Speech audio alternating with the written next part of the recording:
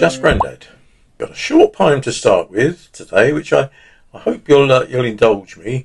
Each week when dear Sophie manages to publish the Just Grandad on YouTube, I normally get a text from one of my daughters-in-law, Kirsty, before I've even looked at it myself.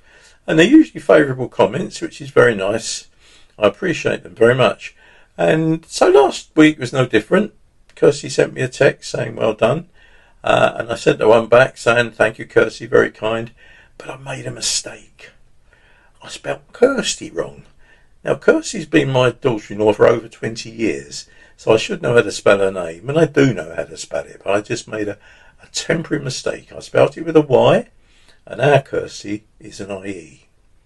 So I immediately apologised, and I got the reply back, well, if you mention me in next week's poem, I'll forgive you. So not only have I mentioned it in next week's poem, but she's got her own little poem, just a short one. So just bear with me, please, while we get family business out of the way.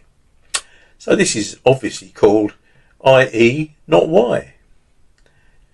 We have a daughter-in-law whose name is Kirsty. That's Kirsty with IE and not a Y. I spelt it wrong last week on the family WhatsApp. The kind of error you just can't pass by. So these few lines are just to say I'm sorry. Forgive me. Error-wise, it was my first. It's obvious what I must do in future to stick to what I've always done. Say cursed. There we go. So please forgive me, Kirsty. You've had your mention. Now to the main event. This is a poem that was written in 2023, I think. Yes, I'm sure it was. And it was brought about by the fact that one day I noticed that we were having trouble with our taps. There was nothing coming through, and every other facility in the house that involved running water was becoming a bit of a problem. Now, I'm not very good when it comes to practical things, so I worried for a bit about it, and then I stopped worrying, then I worried a bit more. And in the end, it all got sorted, and this poem explains how it got sorted. And with apologies to the famous duo Flanders and Swan, who in the 1960s wrote, composed and sung a famous song called The Gas Man Cometh, this is called The Waterman Cometh. And it is actually very true. This is a true story. So here we go, The Waterman Cometh. We've noticed for the past few weeks a lack of water pressure. A general malaise in the taps. Not something we could measure. I did what any bloke would do.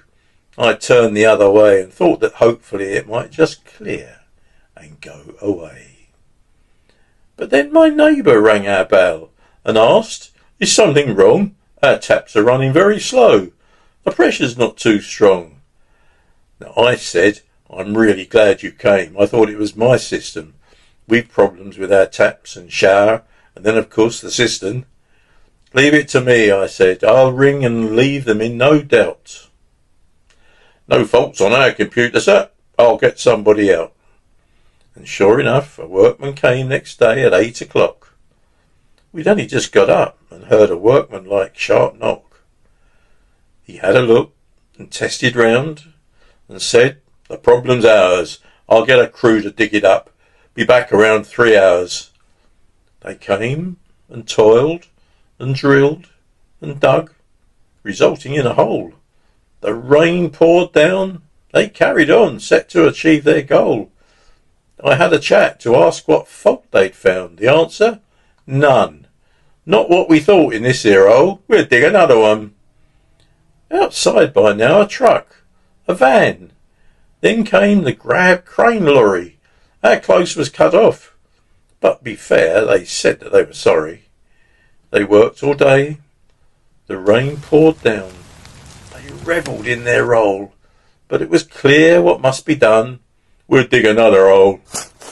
We now have holes, not one, but 4, with barriers for protection, with just a car's width in between, to edge in one direction.